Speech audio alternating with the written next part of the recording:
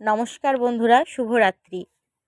বন্ধুরা, আজকে রাতের বেলা বাবা বাজার থেকে আসার সময় ফোন করেছিল যে তোরা কি খাবি, তো বলেছিলাম যে বিরিয়ানি খাবো। তো আমার আর ভাইয়ের জন্য কিন্তু 2 প্লেট বিরিয়ানি এনেছে, 2 প্যাকেট।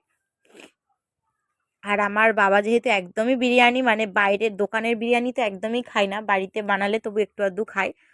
তো বিরিয়ানি আমি আর ভাই খাবো, আর বাবা আর মা দুজনে চাউমিন খাবে বলে 1 প্লেট চাউমিন এনেছে। আর ঘরে তো ভাত তরকারি আছেই।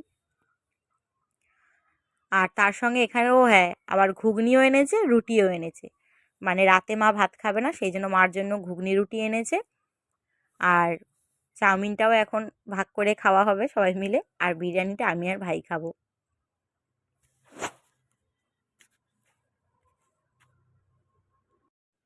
তো এই যে এখন বিরিয়ানিটা খাওয়া বলে ঢেলে নিয়েছি থালায়, আর স্ল্যাটে শসা আর পেঁয়াজ কেটেছি। আর আমার বাবা যেহেতু ভাত খাবে, সেই জন্য বাবার জন্য ডিম ভেজেছি ভাত খাওয়ার জন্য।